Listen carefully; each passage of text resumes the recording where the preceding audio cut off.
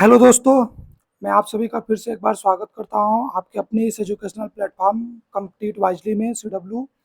आज जो हम बात करने जा रहे हैं वो एसएससी सीजीएल मेंस में 2 मार्च 2023 की शिफ्ट में जो क्वेश्चंस मैथ्स के क्वेश्चंस थे उसको हम देखेंगे। टोटल 30 क्वेश्चन पूछे गए थे, जिसमें से हम देखेंगे कितने क्वेश्चन आज सॉल्व कर पाते हैं विद द ट्रिक। और हम ट्राई करेंगे 15 से 20 क्वेश्चन आज सॉल्व करते हैं पार्ट 1 में। फिर हम एक पार्ट 2 का वीडियो लाएंगे, क्योंकि एक वीडियो काफ़ी लंबा हो जाता है, इसलिए हम 2 पार्ट में वीडियो लाने वाले हैं। तो चलिए स्टार्ट करते हैं हम अपना क्वेश्चन सॉल्व करना। उससे पहले आप मेरे बारे में जानते ही हो, मेरा नाम निखिल सिंह है, बाकी सब चीज़ें आप देख सकते हो। चलिए हम स्टार्ट करते हैं अपने क्वेश्चन सॉल्व करने के लिए। एक चीज़ मैं आपको और इन्फॉर्म कर देना चाहता हूँ कि जो हमारे क्वेश्चंस होंगे वो इंग्लिश में ज़रूर लिखे होंगे, बट मैं सारी चीज़ें हिंदी में बोलूँगा, इंग्लिश में नहीं बोलने वाला। तो आप काफ़ी अच्छे तरीके से उसको समझ कर सकते हो, अंडरस्टैंडिंग कर सकते हो और क्वेश्चन सॉल्व कर सकते हो। जैसे ये क्वेश्चन है, पहले मैं एक बार इंग्लिश में पढ़ता हूँ, फिर हिंदी में इसको एक्सप्लेन कर दूंगा। जैसे there are 3 types of diameter, 2 centimetre, 3 centimetre, 4 centimetre respectively. The ratio of the water flowing through them is equal to the ratio of the square of their diameter. The biggest tap can fill an empty tank alone in 81 minutes. If all the taps are opened simultaneously, then how long will the tank take in minute to be filled? मतलब इस question का पूरा क्या है कि देखो, तीन तीन टैप है, हम मान लेते हैं टैप 1, टैप 2 और टैप 3। इसमें तीनों टैप की डायमीटर हमको 2 सेंटीमीटर, 3 सेंटीमीटर और 4 सेंटीमीटर रिस्पेक्टिवली दी गई है। और जो ये भी बताया गया कि जो टैप है उससे जितना, मान लीजिए कोई टैप है ना, उसका ऐसा डायमीटर इतना है 2 सेंटीमीटर, और एक का 3, एक का 5। तो इस टैप से जो पानी आ रहा है ना, वो टैप में जितना जितना उसका डायमीटर, उसके मतलब वो प्रोपोर्शनल है स्क्वायर के। मतलब अगर 2 टैप है तो उसका 2 का स्क्वायर पानी आ रहा है, 3 टैप है तो 3 का स्क्वायर पानी आ रहा है, 5 टैप है तो 5 का स्क्वायर पानी आ रहा है। मतलब इतना क्यूब में मान लो, एक यूनिट, कोई भी यूनिट आप मान लो, इतना में पानी आ रहा है। और इसमें पूछा गया है कि जो सबसे बड़ा टैप है वो 81 मिनट में अगर टैप को भर लेता है, अगर हम तीनों टैप को मिला देते हैं तो टैप कितने मिनट में टैप भर लेगा। जैसे हमको पता है डायमीटर इतना दिया गया, बट जो वाटर इससे फ्लो हो रहा है वो क्या हो रहा है, स्क्वायर टाइम इसका हो रहा है। ये कितना वाटर इससे आ रहा है, 2 का स्क्वायर। टैप नंबर 2 से 3 का स्क्वायर, टैप नंबर 3 ये 4 है, टैप नंबर 3 से कितना आ रहा है, 4 का स्क्वायर आ रहा है। तो हम इसको स्क्वायर देते हैं, 2 का स्क्वायर कितना होता है 4, 3 का स्क्वायर 9, 4 का स्क्वायर 16। तो मतलब एक एक मतलब 1 मिनट में वो लगभग 16 यूनिट पानी दे रहा है थर्ड टैप। और थर्ड टैप टोटल भरने में अगर 1 मिनट में 16 यूनिट दे रहा है तो 81 मिनट ले रहा है, तो 81 मिनट में कितना टैप देगा, 81 इंटू 16। और अगर हमको तीनों टैप हम खोल देते हैं, तीनों टैप खोल देते हैं, एक टैप 4 देगा, एक टैप 9 देगा, एक टैप 16 देगा। तो टोटल 1 मिनट में एक टैप कितना देगा, 16, 4, 20, 9, 29। 1 मिनट में 29 देने वाला है। तो ये कितने मिनट में टैप भरने वाला है, अगर हम इसको डिवाइड कर देंगे तो आंसर आ जाएगा। तो हम इसको करेंगे, अगर 81 का मल्टीप्लाई 16 से करेंगे तो कैसे हम मल्टीप्लाई करते हैं, नॉर्मली हम मल्टीप्लाई करते हैं 16 एक कम एक और फिर 8 बार, ऐसे हम नहीं करने वाले। हम इसको जीरो ले लेंगे, एकदम करीब, जो 80 के करीब होगा तो हम सीधा रखेंगे 16 अट्ठे। 16 अट्ठे कितना होता है, 16 अट्ठे 16 पंचे 80, 16 छक्का 96, 16 सत्ते 112, 16 अट्ठे 128, तो 1280 हो गया। और फिर 16 का 1 में गुणा कर देंगे 16, तो टोटल कितना हो गया 1296, 1296 बटे 29। अब हमको इसको इस तरीके के भिन्न में चेंज करना है। तो कैसे चेंज करेंगे, 29 को कितनी बार जाएगा मैक्सिमम, अगर हम 29 को 30 मान लेते तो 30 को कितनी बार ले जाएंगे, 30 चौको 12, 40 बार गया, 41 बार गया, 42 बार गया, 42 बार।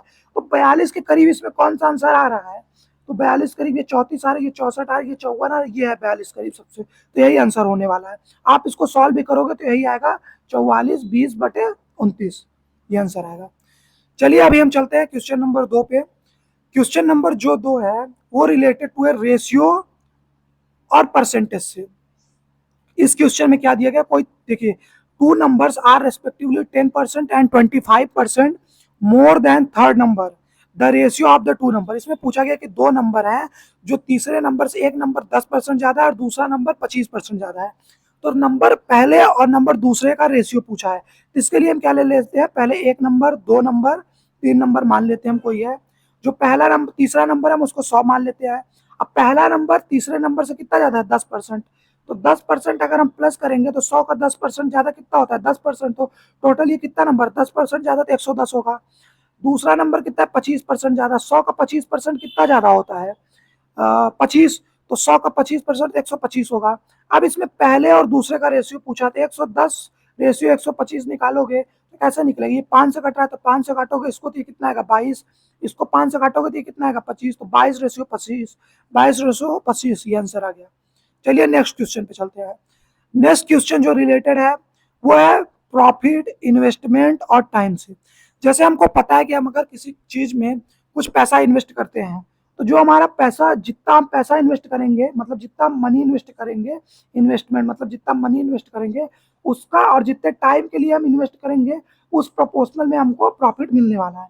तो हमको हमेशा ये चीज याद रखनी होगी कि जो प्रॉफिट होगा वो हमेशा क्या होता है, जो लाभ होता है, हिंदी में भी मैं लिख देता हूँ, जो लाभ होता है वो हमेशा क्या, इन्वेस्टमेंट, जितनी हम भागीदारी करते हैं, भागीदारी गुणा जितने टाइम के लिए हम करते हैं, मतलब समय के लिए करते हैं, उसके प्रोपोर्शनल होता है। तो हमको यहाँ पे क्या दिया है, कोई 3 लोग हैं A B C, did certain investment and the ratio of their time periods, मतलब टाइम पीरियड्स का रेशियो दिया 3, 2, 7 रिस्पेक्टिवली, और ratio of their profit, A B C का जो प्रॉफिट है वो 4, 3, 14 दिया है। तो हमसे इन्वेस्टमेंट पूछा है, भागीदारी पूछा, अगर हम भागीदारी को लाते हैं तो भागीदारी बराबर क्या हो जाएगा, पी अपान टी हो जाएगा कि नहीं, प्रॉफिट बटे टाइम। तो अगर हम रेशियो में निकालेंगे तो प्रॉफिट हमारा ए बी सी का प्रॉफिट कितना दिया गया, ये वाला प्रॉफिट है 4, 3, 14, 4, 3, 14, और ए का टाइम पीरियड कितना दिया, 3 दिया तो 3 से डिवाइड कर देंगे, बी का 2 दिया तो 2 से डिवाइड कर देंगे, और सी का 14 दिया है तो 7 से डिवाइड कर देंगे, 7 दूनी 14, 2 हो जाएगा।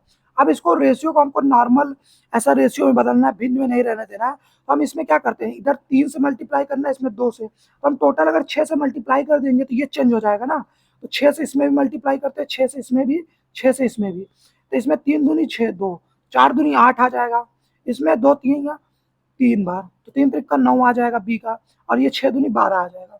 इसमें कौन सा ऑप्शन आ रहा है, 8, 9, 12।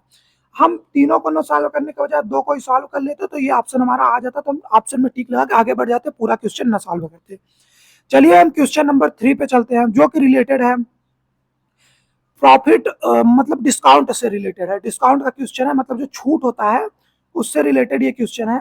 इसमें क्या दिया गया है, छूट परसेंट दिया गया है, मतलब डिस्काउंट परसेंट दिया गया है जो कि 44% है, और हमको सेलिंग प्राइस दिया गया है, सेलिंग प्राइस भी 88,500 दिया है रुपीज। हमसे पूछा गया है मार्क प्राइस क्या होगा, मतलब हमसे क्या पूछा गया है, ये क्या होता है, ये डिस्काउंट हो गया मतलब छूट, और ये हमें क्या दिया गया, विक्रय मूल्य दिया हुआ है, विक्रय मूल्य, और हमसे पूछा गया है मार्क प्राइस, मतलब मार्क प्राइस क्या होगा, मतलब कि जो अंकित मूल्य है वो क्या होगा, अंकित मूल्य पूछा गया है। तो देखिए ऐसे क्वेश्चन के लिए हमको जैसे पता होगा जो डिस्काउंट परसेंटेज रहता है उसको पहले हम भिन्न में चेंज करते हैं। तो 44 को अगर भिन्न में चेंज करेंगे 44/100 हो जाएगा, 4 से ऊपर कटेगा 11 आएगा, नीचे 4 से कटेगा तो ये 25 आएगा, मतलब 11/25। और ये हमेशा डिस्काउंट में नीचे वाला क्या होता है, एसपी होता है, नहीं एमपी होता है, मार्क प्राइस अंकित मूल्य होता है नीचे वाला, और ऊपर वाला चीज क्या होता है, डिस्काउंट होता है, मतलब छूट होती है, छूट होती है। और अगर हम डिस्काउंट मतलब ये एमपी में माइनस कर देते हैं डिस्काउंट, तो हमें क्या आ जाता है, एसपी आ जाता है। तो अगर हमारा मान लीजिए एमपी 25 है और डिस्काउंट 11 है तो एसपी कितना आएगा, एसपी की वैल्यू आ गई 14 ना, तो हमको 14 की वैल्यू निकालनी, हमको क्या दिया है, 14 की वैल्यू हमको दिया है ये 88,750, मतलब 14 बराबर 88,500 दिया है, तो एक बराबर कितना होगा 88,500, और हमसे पूछा क्या आ गया, 14 की वैल्यू पूछी, तो 14 की वैल्यू 88,500/14 होगा, एक की वैल्यू, तो हमसे पूछा गया 25 की वैल्यू, तो 25 की वैल्यू क्या हो गया, 88,500/14 इंटू 25। तो हम इसको पहले 7 से काटेंगे फिर 2 से काटेंगे, इसको हम पूरा काटेंगे तो 156,250 आंसर आने वाला है, तो हम इसको आंसर कर लेंगे ऑप्शन नंबर 3। चलिए नेक्स्ट क्वेश्चन पे चलते हैं। नेक्स्ट क्वेश्चन रिलेटेड है, इसमें क्या दिया, कोई 3 पॉइंट है, ए मान लीजिए, फिर बी पॉइंट है, फिर सी पॉइंट है, ए बी का डिस्टेंस 9 दिया गया, बी सी का डिस्टेंस 11 दिया गया, और सी ए का डिस्टेंस, ए सी का डिस्टेंस 20 दिया गया हुआ है। तो ये लगभग एक त्रिभुज बनता है, और हमसे पूछा गया कि कितने नंबर आप सर्कल इन तीनों पॉइंट से होकर गुजरते हैं। जैसे हमको एक बेसिक चीज पता होना चाहिए कि अगर कोई त्रिभुज है तो त्रिभुज से हमेशा तीन तीन मतलब एक सर्कल ही जा सकता है अगर तीनों पॉइंट टच करते हुए, पर क्या यह त्रिभुज है, हमको ये चेक करना है पहले।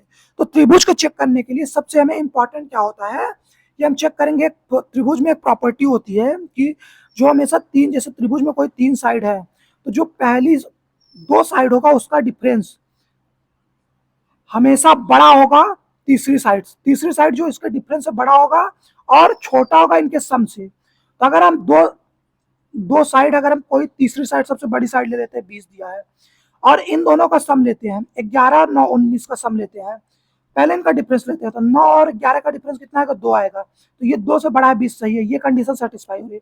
दूसरी कंडीशन होती है कि इनका सम 11 9 का सम कितना होता है 20, इससे छोटा होना चाहिए, बट ये तो बराबर आ गया, ये कंडीशन ही सेटिस्फाई नहीं कर पा रही, मतलब ये त्रिभुज ही नहीं बनेगा, मतलब ये कहीं ऐसा होगा और ये तीसरा ऐसे बनेगा ही नहीं।